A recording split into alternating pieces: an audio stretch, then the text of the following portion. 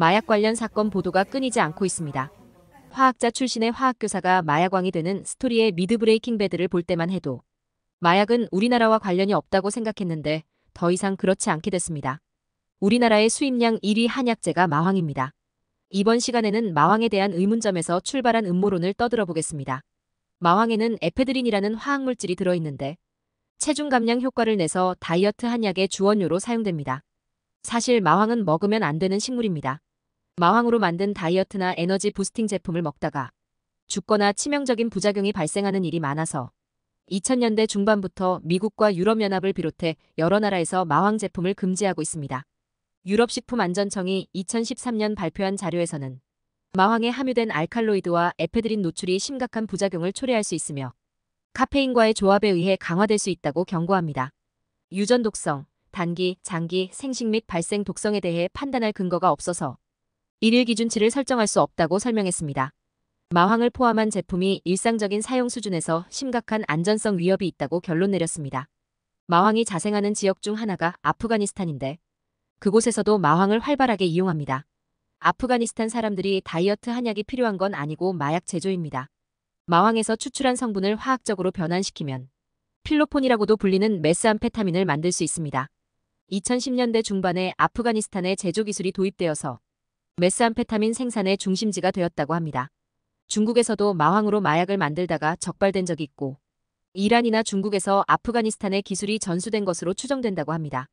우리나라에는 매년 100만 킬로그램 이상의 마황이 수입됩니다. 수입량이 발표된 마지막 시기가 2019년인데 112만 1416kg이 수입됐습니다. 다이어트 한약 에페드린이 논란이 됐던 2014년에 한의협은 보도자료를 통해 한의사들 나름대로 안전기준을 설정해서 1일 최대 7.5g을 6개월 이내로 사용한다는 취지로 변명했습니다. 마황은 일반인에게 판매되지 않고 한약으로만 사용될 수 있습니다. 기준의 최대치로 계산하면 다이어트 한약을 1년에 180일을 먹는 사람 1명이 1.35kg을 소비합니다. 2019년 마황 수입량이 112만 1416kg이라서 83만 명이 필요합니다. 다이어트 한약을 먹는 사람이 이 정도로 많을까요? 게다가 다이어트 한약을 성분 분석해보면 도대체 무슨 약을 몰래 넣었는지 에페드린은 전혀 검출되지 않는 한의원들도 있습니다.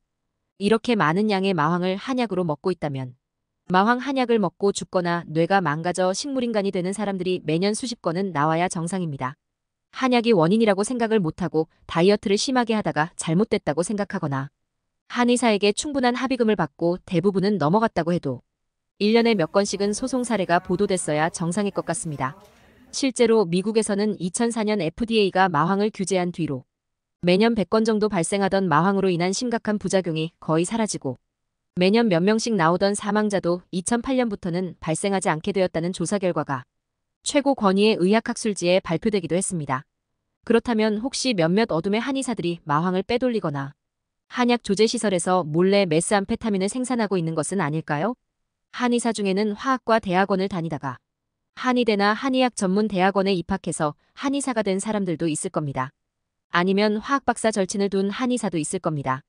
참고로 브레이킹 배드에서는 화학교사인 주인공 하이젠버그가 초기에는 조수 한 명과 함께 캠핑카에서 메스암페타민을 제조합니다. 우리나라의 한의사는 하이젠버그보다 훨씬 유리한 조건이 있습니다.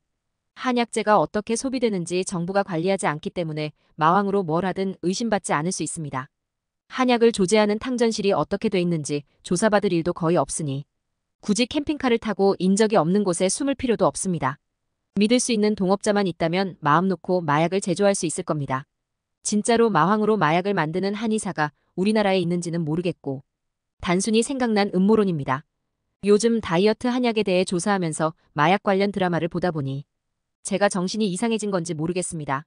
아무튼 이 영상을 보고 마약왕으로 흑화되는 한의사가 생기지 않았으면 좋겠습니다. 다음 시간에는 다시 정상적인 컨텐츠로 돌아오겠습니다. 시청해주셔서 감사합니다.